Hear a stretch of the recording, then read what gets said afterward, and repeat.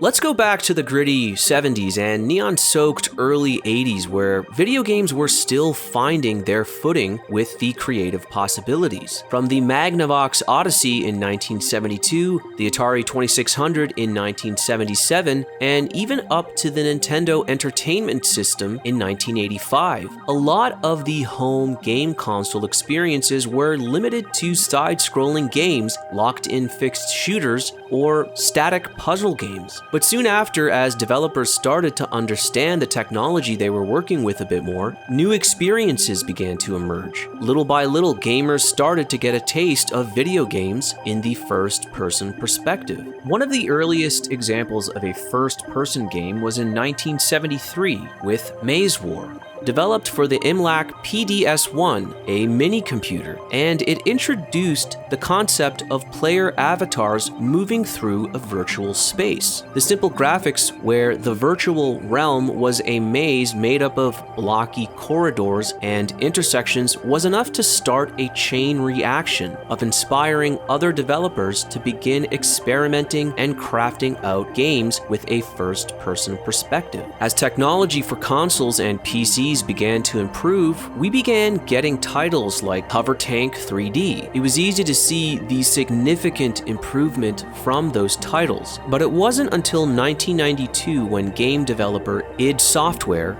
would give gamers a first-person shooter game that many often consider to be the pioneer of the first-person shooter genre, Wolfenstine 3D. Wolfenstine 3D put players in the role of an Allied spy attempting to escape a Nazi stronghold. Its fast-paced action, maze-like levels, and level design set the tone and precedent for future first-person shooters. Wolfenstein 3D introduced elements like strafing, secret rooms, and varied weaponry that added depth to the gameplay experience. These mechanics became staples of the first-person shooter genre and inspired other designers to explore new ways of enriching player engagement and strategy. It featured simple but effective storytelling through in-game elements like level design, enemy placement, and hidden items. This method of environmental storytelling inspired designers to think beyond traditional cutscenes and dialogue, using gameplay itself to tell a narrative. Most importantly though, and probably more on the controversial side of things, Wolfenstein 3D portrayed intense violence and edgy themes that set the tone for the industry's exploration of mature and controversial content. This in turn influenced the narrative directions that game designers could take, demonstrating the potential to push boundaries while still delivering engaging gameplay experiences. It was pretty safe to say that id Software was onto something with Wolfenstein 3D, as in the following year of 1993, id Software would go on to release Doom, which arguably was even more popular than Wolfenstein 3D and just as controversial. Wolfenstein 3D and Doom were originally released on PC computers, but would go on to be released on multiple platforms and consoles over the years, and that only increased the popularity of the first-person shooter genre and id Software's strong reputation in the video game industry. So, after the success of those two titles, what would be next for id Software? For the company, Wolfenstein 3D and Doom were like the first brushstrokes on a canvas, painting the beginnings of a genre that would captivate players around the world. The simplicity and innovation of those titles would pave the way for a 1996 release from id Software that would revolutionize the first-person genre. Key individuals at id Software, such as co-founders John Carmack and John Romero, would begin collaborating on a new first-person shooter title, where this time around it would have a more dark atmosphere. The team focused on having a first-person shooter that would revolve around imagery seeped in medieval themes, with occult imagery that would signify a more horror-inspired look and feel, but would also have a plot element in the story where a dimensional rift caused by an experimental teleportation device unleashed a horde of otherworldly creatures. And what we ended up getting is what many gamers consider to be one of the greatest and most loved first-person shooters of all time, Quake. Originally released in 1996 for the MS-DOS computer, Quake was about to revolutionize the first-person shooter and become a major cultural touchstone that influenced pop culture and captured the imagination of gamers around the world. The lifespan of the original Quake went on to be released for the Linux and Mac operating systems soon after its PC release, but then began to slowly trickle into the console market, starting with the Sega Saturn in 1997, then the Nintendo 64 in 1998. However, many consider the PC version of the game to be its true form due to the fact that the game was designed primarily with a computer mouse and keyboard in mind. Now, Quake has been on my list of games to play for many years, and as I mentioned in previous reviews, I didn't grow up as a PC gamer. I never had the chance to play this cultural gaming masterpiece back in the day. So when Bethesda announced a Quake remastered version of the game to be released in 2021, I was pretty excited knowing that I'd eventually be able to play the game in a modern form with updated graphics and modern hardware.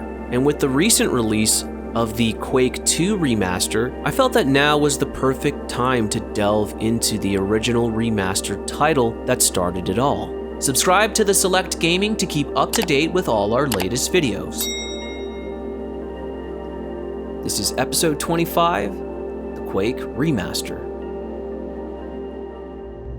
In Quake, you assume the role of a lone soldier, simply known as the Ranger. The original game manual does provide a bit of context and background for the story, and if it wasn't for that, you'd have a tough time actually figuring out what Quake is all about, because the game essentially throws you right into the gameplay without any introduction. You, the player, are a member of an elite military sent to investigate a dimensional rift caused by an experimental teleportation device. The rift has unleashed a horde of otherworldly creatures into our world from what was known as the ill-fated Slipgate experiment, a military venture veering off course, unraveling the very fabric of reality, creating apertures to menacing dimensions. Stepping into the persona of the Ranger, the player is entrusted with a singular mission: to navigate the enigmatic slipgates, face the uncertainties that lie beyond, and eradicate any ominous menaces that come in your way.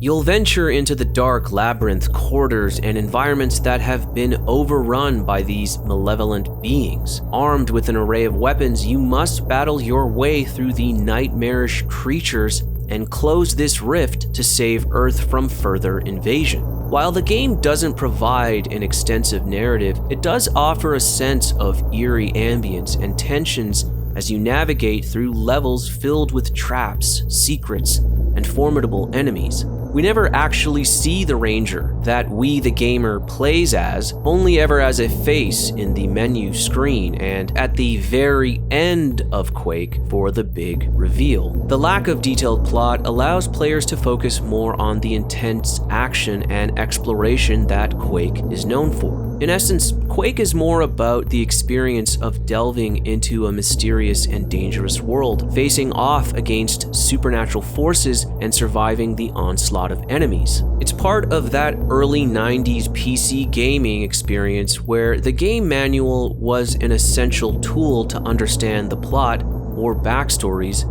and was definitely all about gameplay. The game's dark and atmospheric design contributes to its sense of dread and uncertainty, adding to the overall gameplay immersion. When you look at first-person shooters prior to Quake, you can tell that right away from the get-go, Quake was a seismic shift in the gaming landscape in almost every way. As mentioned before, Quake's narrative is sparse, but it's divided into episodes. The player starts by selecting an episode, each representing a distinct dimension or nightmarish landscape. Whether it's the military base of Dimension of the Doomed or the mysteries of the realm of black magic, the choice shapes the journey ahead. Quake is what many gamers and reviews would go on to describe as arena first-person shooters. This subgenre of the broader first-person shooter category emphasized fast-paced, skill-based combat in enclosed, often symmetrical arenas.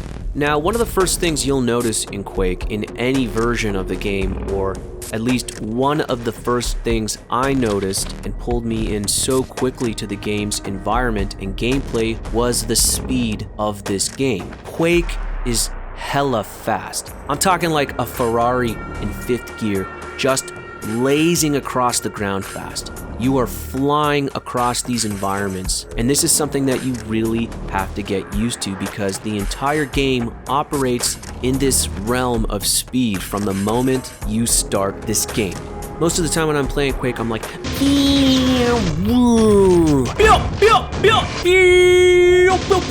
speed.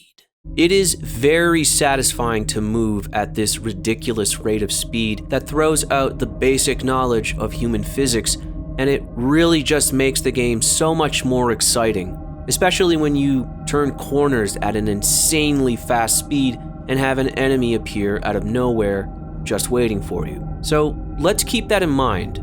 Quake is a game focused on speed. Quake is a Rambo on steroids where you shoot first and ask questions later, and you shouldn't really take any shame in that. There is always an abundance of ammo laying around, so it's pretty forgiving when it comes to ammo, but only in the lower tier of weapons and not so much with the AAA guns. The other thing about Quake's gameplay is that in the design itself, it is incredibly addictive. Addictive in a way where after you beat a stage, you want to keep going on to the next one again and again. Where most modern first-person shooter games have a focus on completing missions in open-world settings or engaging with other NPCs to further the story of the game, Quake kind of feels like a casino in how every new map leads to different exploration, different enemies, new music to be heard, different weapons to be obtained, and new secret sections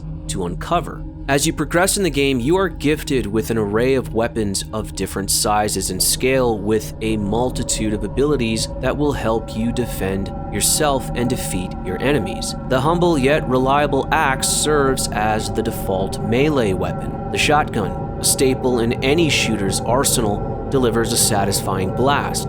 The iconic double-barreled shotgun, a powerhouse in close quarters combat. The nail gun introduces a level of versatility, launching a stream of razor-sharp nails. It excels in suppressing enemies at a distance. The grenade launcher and rocket launcher, symbols of devastating firepower that launch explosive projectiles. And finally, the Thunderbolt gun, a pinnacle weapon in this game that emits a continuous beam of electrifying energy. Thing is, with this one, you do get it very late in the game and it runs out of ammo incredibly fast, so you really can't Rambo your way about with this gun. Quake is a playground of really fun weapons to use on your enemies. The graphics for its time were a revolution for the PC. The polygons, though seemingly archaic by today's standards, was a pioneering venture into three-dimensional realms. The game ingeniously utilized pixels to craft environments and entities that,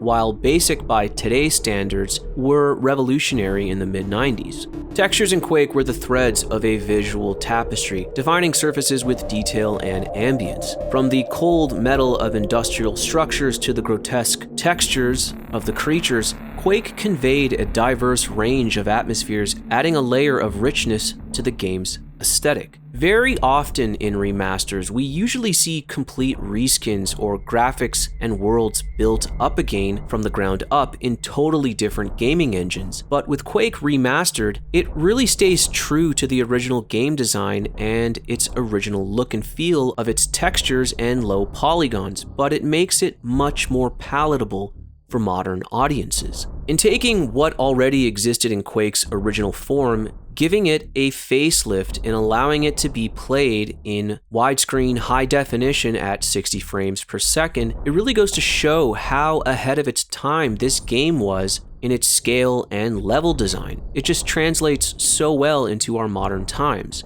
And sure, some sections come off in the game as a bit dated now, with stone walls feeling like textures were just copy and pasted with the same pattern again and again to fill up the space, or how the ominous clouds that lurk outside of the stages or mazes sort of look like pink Swiss cheese. But still, for the time, this was a revolutionary game. Nowadays, though, with this upscale, it fits perfectly in the realm of nostalgia, but I can also see a game like this appealing to the likes of gamers who are into what has recently been defined as boomer shooters. And what is a boomer shooter? Well, it's a recent game that has been made in modern times to look and feel like an old version of Quake on purpose in its graphical and level design treatment. Either way, even by today's standards, this remaster is an above-average offering in not only its style, but more so in preserving the original design of this game. Now, when rustling around sections of a level trying to find some ammo boxes to reload your nail gun, you might notice a logo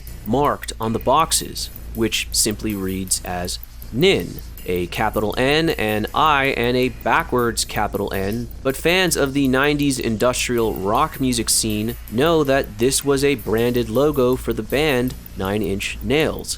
At first I thought it was some sort of inside joke that maybe idsoftware had placed in the game because they were 9 Inch Nails fans. No inside joke, but rather the composer for the music and ethereal industrial ambience for Quake was none other than the frontman of 9 Inch Nails, Trent Reznor himself. Reznor was hired by id Software to essentially bring his distinctive musical style to Quake, contributing to the game's dark and foreboding atmosphere. The creative collaboration between Trent Reznor and id Software blossomed from a shared admiration. Reznor, an avid fan of id Software's previous titles, particularly Doom, found himself appreciated by members of the game development team, including American McGee, one of the game's designers on Quake. In the words of John Romero, one of the visionaries behind Quake, Reznor's introduction to the game was met with an intuitive understanding of its musical direction, and thus, as a subtle nod to this collaboration, the logo of Reznor's band, 9 Inch Nails, profoundly graces the nail ammo boxes in Quake. As you can imagine, the very grim and dark imagery of Quake didn't go over so well with the likes of parents of gamers and many other groups of people at the time in 1996 who became aware of the game and its themes. The images of bodies crucified to stone walls or chunks of body parts laying on the ground after taking a shotgun to an enemy is still very shocking or disturbing to many. Quake, like its predecessor Doom, faced scrutiny for its levels of violence and gore. Dismemberment and blood splatters raised concerns among parents and some advocacy groups. This controversy contributed to the ongoing debate about the impact of violent video games on players, particularly younger audiences. Not to mention the somewhat inspired satanic imagery in Quake, specifically with things like the pentagram of protection and having your life percentage then raising to 666, the mark of the beast from the Book of Revelations. The dark and gothic aesthetic of Quake, coupled with its otherworldly themes, led to accusations of satanic imagery. Some critics and conservative groups argued that the game's atmosphere, with its demonic entities and occult symbols, could be perceived as promoting occult themes. This controversy was part of the broader discussion surrounding the portrayal of occult elements in video games during the mid-90s. It was pretty well known to the developers themselves that they were going into visual territory that would most likely get some unwanted attention from parent groups and media outlets, that they even jokingly placed in the gaming manual an answer to if they were Satanists, with them simply replying, no. So there you have it. Controversy solved. They did it for the lulz. We can all go home now.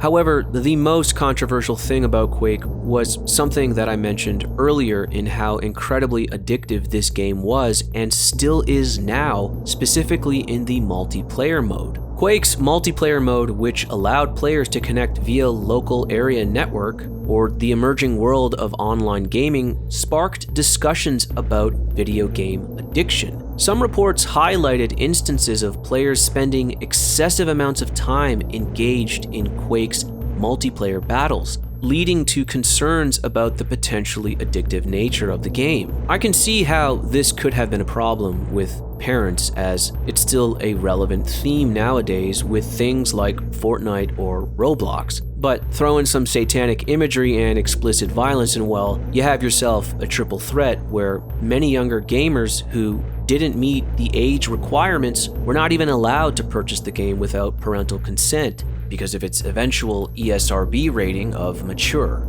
Within the gritty and perilous expanse of Quake, you are relentlessly pursued by a macabre cast of adversaries, each contributing to a crescendo of chaos. From the eerie, lumbering undead to the nimble and ferocious fiends, every enemy encountered adds a layer of intensity to the ceaseless action. Sometimes the haunting moans of reanimated corpses foreshadow the impending terror.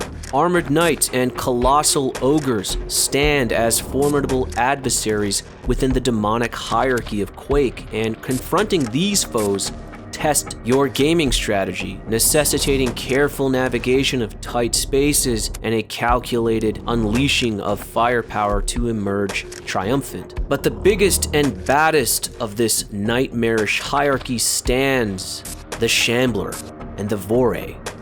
One is an imposing behemoth crackling with electrical energy. The other is an incredibly powerful and quick foe with an incredible amount of stamina and health. Facing the Shambler is a cinematic spectacle, a battle against overwhelming power that requires a fusion of skill, resourcefulness, and unyielding determination. With a Vore, they are a bit more challenging to defeat in its behavior. It attacks from a distance by launching powerful homing projectiles towards the player. These projectiles are not only swift, but also follow the player with relentless accuracy, making it difficult to evade their trajectory. These two foes really sort of act like a mild boss encounter in terms of taking a bit of time to defeat them, rather than with the more tame one-off enemies that take little effort to defeat. Not to mention a side of minor enemies like the piranhas, spawns, scrags, or demonic Rottweilers. And we have a fairly large, enigmatic cast of enemies that you are going up against in Quake. As far as bosses go, there are only 2 real boss battles in the whole of Quake, and to be honest, they are somewhat underwhelming when you take into consideration all of the other enemies in Quake. In the first boss encounter of Chthon, it's a formidable and atmospheric battle that unfolds in a way that's fairly easy to recognize the pattern of this godlike character that emerges waist up from a pit of molten lava. The objective for this boss battle is, of course, to avoid getting hit from the lava rocks that are being thrown at you, but you make your way up to the second floor. After that, you step on all of the stones that have been branded with the Quake logo, and after you press the final stone, watch as the 2 pillars create a bolt of electricity and electrocute this big old chunky boy, sending him back to the depths of fire to where he came from. It's easier said than done, but I did have to try this one a few times to recognize the pattern, and completed it with not a lot of effort. I can't say the same thing for the final boss, Shub-Niggurath, where I was seriously dumbfounded at how I was supposed to go about defeating this thing. This character, who is actually a character from an H.P. Lovecraft story entitled The Last Test in 1928, makes an appearance in the world of Quake and is easily one of the hardest boss battles I've gone up against, only because I didn't know that there was a specific way to go about beating this boss in terms of it being a test of reflexes and timing. In something that already starts off as incredibly challenging, fighting off some of the more difficult enemies like the Vorey and Shambler, you really have to conserve your ammo because you can easily run out of it on this stage because there aren't very many ammo boxes laying around for you to reload with. After defeating all of those enemies that you have to plow your way through off the top, you finally make your way to the edge of a cliff where you sort of have a clear shot of this monstrosity. You think that you'd be able to just unload your ammo on this creature, but it does nothing. It's totally immune to any of the weapons that you have in your arsenal. In trying my hardest to figure out what I was supposed to do, I usually ended up getting sneak attacked on by enemies or falling off one of the insanely narrow cliffs in trying to navigate around this stage.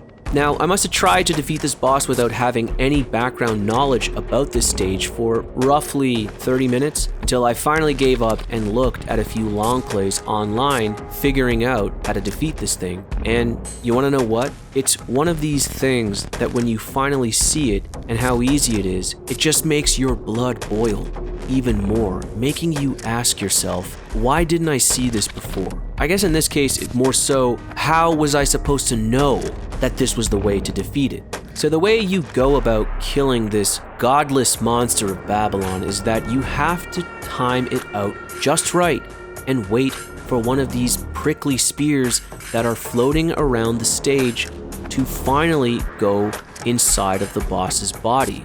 Then you jump through the portal doorway in front of you.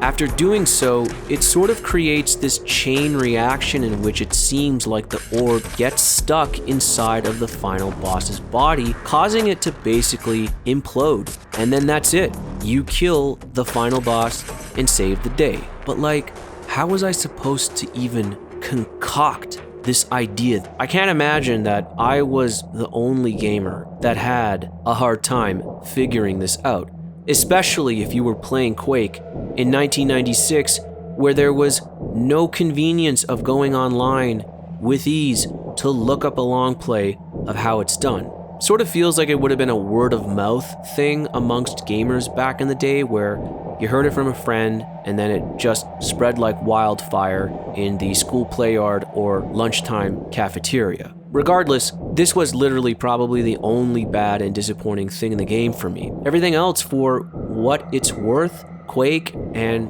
this remaster is very close to being damn near perfect. While video game remastering can bring beloved classics to a new generation of players and enhance the gaming experience for longtime fans, there are always potential dangers and challenges associated with the process. If we can take two recent examples of remasters gone bad, look no further than the Grand Theft Auto Trilogy remaster released in 2021 and the Silent Hill HD collection released in 2012. With the Grand Theft Auto Trilogy remaster, it was plagued with visual problems, frame rate drops, audio issues, along with inconsistencies with visuals. Now, this was coming from developer Rockstar, a AAA developer that couldn't get this thing right out of the box. There were, of course, patch updates to fix all these issues, but for the first 3 months, the morale towards this remaster was less than positive.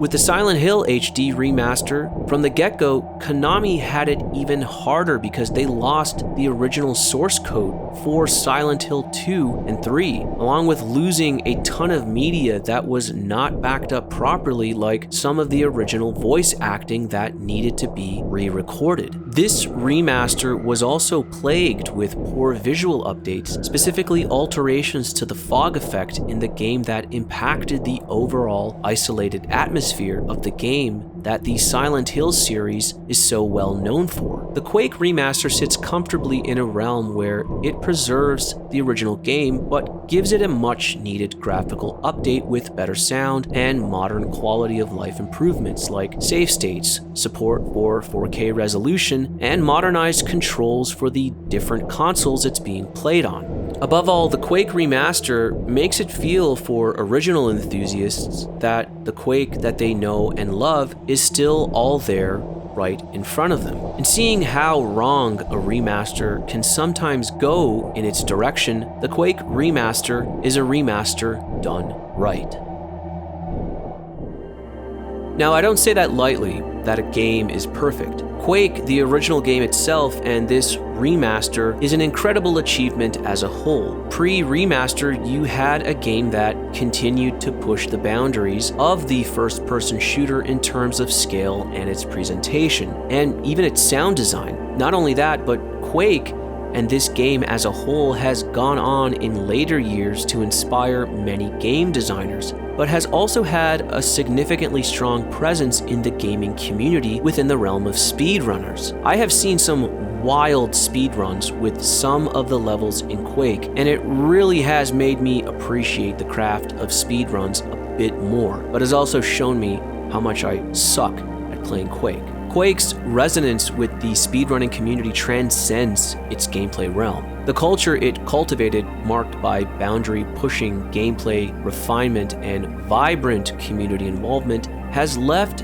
an undeniable imprint on the larger speedrunning landscape. Quake speedrunners serve as a beacon, inspiring speedrunning enthusiasts across diverse games who, in turn, embrace the game's collaborative and community-centric spirit. Quake speedruns are still alive and well, with records waiting to be broken every single year since its original 1996 release. With the remaster itself, it succeeds in two ways. The first is that this remaster is a great way of preserving the game's history and legacy. Quake is a seminal game in the history of first-person shooters, and the remaster serves as a means to preserve this gaming classic. By updating the graphics and ensuring compatibility with modern systems across many other platforms, the remaster allows both veteran and new audiences to experience the iconic title with enhanced visuals and improved functionality. The second way that this remaster succeeds is one where I can strongly vouch for myself, in that, having played this remaster as my first Quake experience, it has now made me a diehard Quake fan, where I'm able to appreciate a title like this in my adult years as a gamer. I always knew about Quake and was always wondering what the hype was all about over the years, and I can now say that I get it. Playing a game like this in 1996 would have been a big deal for me, and I'm glad that it got this remaster. It's now waiting to be reintroduced to fans of this game from the beginning, or to a new audience. But most of all, the Quake remaster acts as a great way to preserve the game with this updated treatment. Thank you for tuning in to this episode of The Select Gaming. If you like what you've seen and heard, give us a like and subscribe. This is Dusty Maxwell, and we'll see you on the next one.